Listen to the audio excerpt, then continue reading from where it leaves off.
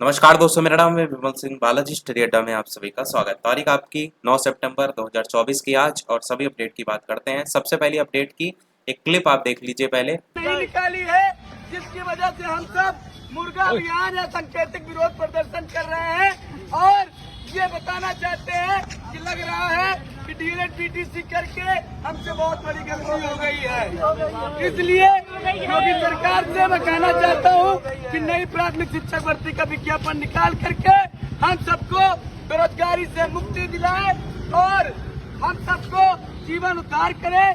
जिस तरीके से प्रदेश में 1,26,028 पद रिक्त होने के बावजूद भी हम सबको भर्ती का विज्ञापन नहीं मिला है, उसी के तहत सांकेतिक विरोध प्रदर्शन हम सब कान पकड़ के कर रहे हैं कि हमको लग रहा है कि डीएलएड करके हमने बहुत बड़ी गलती कर दी। तो ये पहली आपने जो क्लिप देखी, इसी को लेकर के पहली अपडेट सबसे पहली की परिषदीय प्राथमिक स्कूलों में नई शिक्षक भर्ती की मांग को लेकर रविवार को पत्थर गिरजाघर के पास डीएलएड जो प्रशिक्षित अभ्यर्थी हैं उन्होंने अनोखा प्रदर्शन किया। कान पकड़कर मुर्गा बने डीएलएड शिक्षु।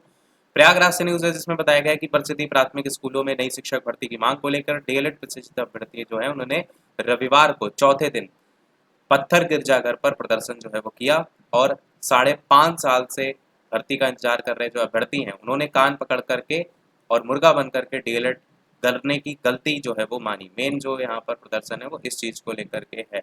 ये भी कहा कि अगर सरकार को भर्ती नहीं निकालनी थी तो डीएलएड कोर्स को जो है वो बंद कर देना चाहिए। और आज हालत ये है कि उत्तर प्रदेश में डीएलएड प्रशिक्षित बेरोजगारों की संख्या 11 लाख से अधिक हो चुकी है। प्रदर्शन में रजत सिंह, विनोद पटेल, दुर्गा विराट आदि शामिल थे। एक और अपडेट दूसरे न्यूज़पेपर में की देखेंगे तो नौकरी नहीं देनी है तो बंद कर देना चाहिए डीएलएड कोर्स। और ये न्यूज़ आपकी भी प्रयागराज से ही, जहां पर सिविल लाइन में विभिन्न मांगों को लेकर के प्रदर्शन करते डीएलएड अभ्यर्थी धरना दे रहे अभ्यर्थियों ने मुर्गा बनकर सांकेतिक रूप से जो है वो दर्ज कराया विरोध। इसके न्यूज़ के अंतर्गत भी बात करेंगे तो यहाँ पर वही बताया गया है कि पत्थर गिरजाघर में डीएलएड प्रशिक्षित जो है उनका धरना लगातार चौथे दिन भी जारी रहा। मुर्गा बनकर सांकेतिक रूप से विरोध दर्ज करते हुए सवाल उठाया है, सरकार को नौकरी नहीं देनी है तो डीएलएड कोर्स बंद कर देना चाहिए। अगर ये भी बताया कि अभ्यर्थी तय कर चुके हैं कि अगर शिक्षा सेवा चयन आयोग नई शिक्षक भर्ती को लेकर के विज्ञापन जारी नहीं करता है, भर्ती परीक्षाओं का कैलेंडर शीघ्र जारी नहीं करता है तो आयोग के सामने बेमियादी धरने पर जो है वो बैठ जाएंगे। हालांकि अभ्यर्थियों की मांग पर आयोग ने नई शिक्षक भर्ती के लिए अध्याचन को मंगाने और कैलेंडर को तैयार करने की जो प्रक्रिया है वो जो है वो ऑलरेडी शुरू जो है वो कर दिया। बाकी धरने का नेतृत्व कर रहे डीएलएड संघ के प्रदेश अध्यक्ष रजत सिंह ने कहा कि प्रदेश सरकार 6 वर्षों से नई प्राथमिक शिक्षक भर्ती नहीं की है। 11 लाख से अधिक बेरोजगार हो चुके हैं तैयार। धरना स्तर पर जो डीएलएड अभ्यर्थी हैं उन्होंने सांकेतिक जो है वो धरना प्रदर्शन किया और ये सभी लोग यहाँ पर मौजूद थे। अगली अपडेट यूपी पुलिस भर्ती को लेकर के, जहां पर यूपी बिहार से सबसे ज्यादा संदिग्ध अभ्यर्थी देखने को मिले। तो भर्ती बोर्ड जो है और पुलिस की जांच में सामने आया था तो किसी का आधार गड़बड़ है तो किसी के प्रमाण पत्र फर्जी हैं। लखनऊ से न्यूज है जिसमें बताया गया है यूपी पुलिस में सिपाही भर्ती के लिए हुई परीक्षा में यूपी और बिहार के सबसे ज्यादा संदिग्ध मिले। भर्ती बोर्ड और पुलिस की जांच में अब तक ये सामने आया है कि जांच में अब तक आया जो संदिग्ध अभ्यर्थी मिले और यही बताया कि जांच अभी चल रही है। इसमें 20,000 संदिग्ध अभ्यर्थी जो है वो चिन्हित किए गए। जांच में संदिग्ध मिलने वाले अभ्यर्थियों के खिलाफ एफआईआर भी दर्ज जो है वो कराई जा रही है। अधिकतर अभ्यर्थियों ने फर्जी आधार कार्ड लगाए हैं और कम उम्र करने के लिए फर्जी जो दस्तावेज हैं उससे हाई स्कूल और इंटर परीक्षा दोबारा लेकर के प्रमाण पत्र हासिल किया। इन प्रमाण पत्रों को इस साल हुई परीक्षा में लगाया गया है। बोर्ड की टीम इस बिंदु पर जांच कर रही है कि जो 20,000 अभ्यर्थी संदिग्ध पाए गए हैं इन पर परीक्षा जो केंद्र है उसमें जो जांच हुई थी उसमें तो केवल 463 अभ्यर्थी ही पकड़े गए थे, संदिग्ध मिले थे, तो वहां क्यों नहीं पकड़े गए। शेष अभ्यर्थियों के बारे में अलग अलग परीक्षा केंद्रों से जो आया डाटा है उससे लगातार मिलान कराया जा रहा है कि ये लोग परीक्षा देने नहीं आए या जांच में पकड़ में नहीं आ सके। फरवरी में पर्चा लीक होने पर सिपाही भर्ती परीक्षा रद्द करके पिछले महीने ये परीक्षा जो है वो कराई गई। इस बार पर्चा तो नहीं लीक हुआ परंतु जो संदिग्ध अभ्यर्थी देखने को मिले हैं सेंधमारी की कोशिश कर रहे हैं वो यहाँ पर लगातार जांच चल रही है। साथ ही ये भी बताया गया 48 लाख जो अभ्यर्थी उन्होंने परीक्षा दी थी, आवेदन किया था, पुलिस भर्ती के लिए आवेदन किया था, दी नहीं थी क्योंकि प्रेजेंट तो कम हुए थे। बाकी 80 अभ्यर्थी परीक्षा गिरफ्तार किए गए थे 5 दिन चली परीक्षा में। केंद्र से आए जो डाटा है उसको लगातार खंगाला जा रहा है और अगर कोई दोषी होगा तो उसके खिलाफ कार्रवाई होगी, ऐसा भी यहाँ पर जो है वो बताया गया है। अगली अपडेट देखते हैं जो कि है बिहार शिक्षक भर्ती को लेकर के। शिक्षकों को आवास देने की जो योजना है वो अधर में लटकी। याद होगा आपको जब टीआरई बंद हुआ था वहां पर ये बात हो रही थी कि जहां पर भी आपकी नियुक्ति हो रही है उसी के आसपास बनाई जाएंगी बिल्डिंगें लीज पर ली जाएंगी और उनमें किराए पर जो है वो रखा जाएगा। वही बताया गया है कि शिक्षकों को स्कूल के नज़दीक आवास मुहैया कराने की योजना थी। पटना से न्यूज़ है जिसमें बताया गया कि राज्य के सरकारी शिक्षक को उनके स्कूल के नज़दीक आवास मुहैया कराने की योजना अधर में लटक गई है। इसको लेकर के बनने वाली नीति की कार्रवाई आगे नहीं बढ़ सकी। इसके लिए शिक्षा विभाग ने कमेटी भी बनाई थी, और जो ये कमेटी बनाई गई थी ये किसी नतीजे पर नहीं पहुंची थी। मालूम हो कि शिक्षा विभाग ने अक्टूबर 2023 में जो विज्ञापन जारी करके इच्छुक जो भी मकान मालिक हैं या फिर जो रियल एस्टेट कंपनी जो हैं जिनके पास प्रॉपर्टी है, तो उनसे प्रस्ताव मांगा था वे कितने फ्लैट मकान दे सकते हैं अथवा अगले 1-2 वर्षों में कितने आवास बना सकते हैं। इसके बाद इच्छुक जो कंपनी है उनके साथ नवंबर 2023 में जो है वो प्रमंडलवार बैठक भी हुई थी। हालांकि बैठक में जो बिल्डर है कंपनी, उन्होंने ये कहा कि जो शिक्षकों को मिल रहा है किराया भत्ता और आवास में मुहैया उतने ही पैसे में आवास मुहैया कराना जो है वो मुश्किल होगा, खासकर जो शहरी इलाके हैं उनमें।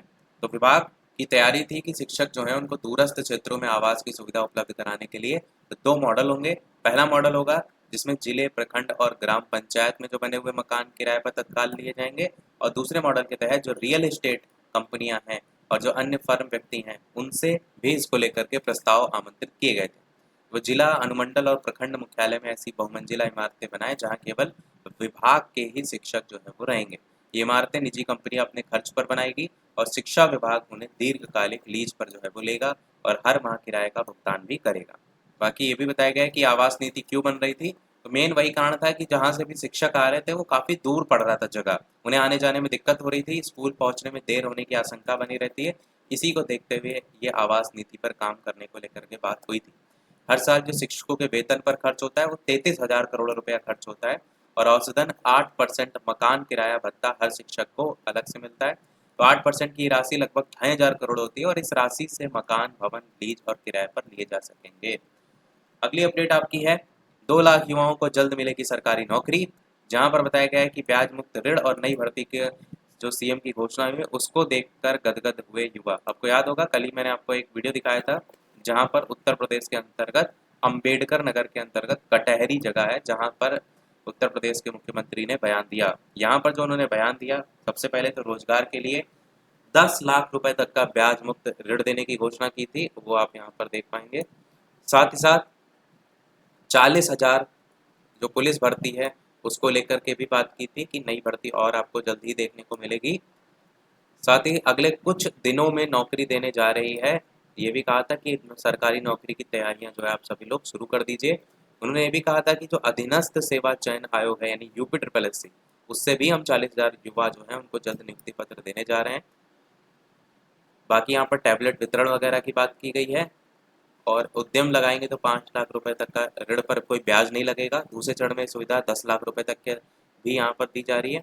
और पुलिस भर्ती परीक्षा का जिक्र किया था जहाँ पर 40,000 पुलिस कर्मियों की भर्ती नए सिरे से होगी। इसमें 10,000 बेटियों को चयनित किया जाएगा, 2 करोड़ युवाओं को टैबलेट, स्मार्टफोन दिया जाएगा।